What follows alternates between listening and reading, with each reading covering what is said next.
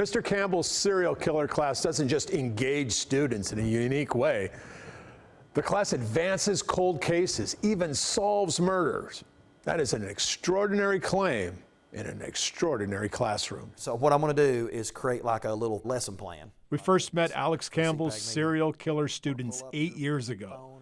Elizabethton High School in the shadow of the Appalachians in Far East Tennessee. The class studied unsolved murders. They eventually identified a serial killer they called the Red-Headed Strangler. They even discovered and interviewed the only victim who ever survived, sealing the case against now dead convicted killer Jerry Johns, connecting him to 6 murders.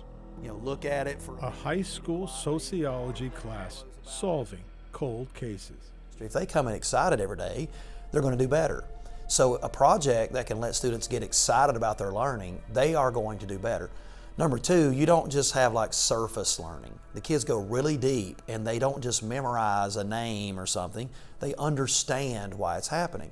So I think you also get like deeper learning skills going on. 8 years after this discovery, the class is still going strong. New kids every year and new results.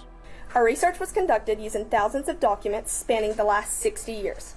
We began with only a blank page and a victim's name. Here's what they have so far: 9 serial killers, 82 confirmed murder victims, a possible additional 106 victims, and 15 survivors, all on the highways of Tennessee in the 1980s.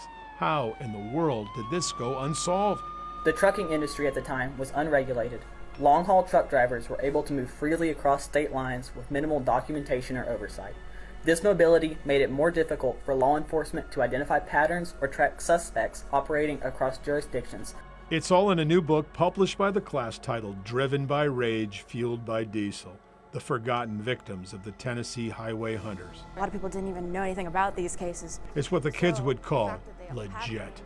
The Ashland, Kentucky Police Department reopened a cold case based on the class's information. But I do want to say that the caliber of research, attention to detail, and analytical rigor demonstrated by your team rivals that of seasoned professional intelligence analysts. 8 years of discovery, an award-winning podcast, stories about the class written all over the world, and now a book. But above all the attention, all the excitement, focus. Laser focus on what matters. But through all evidence and investigations, one thing stood out the most: the victims and families that were left behind. Many of these cases have gone cold for years, leaving families without answers or closure.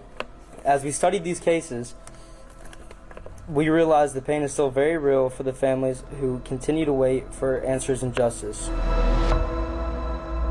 The story isn't over because the class is never over. Next year, new kids, new investigations, new breakthroughs. I'm Dennis Ferrier, Fox 17 News, your Code Red station.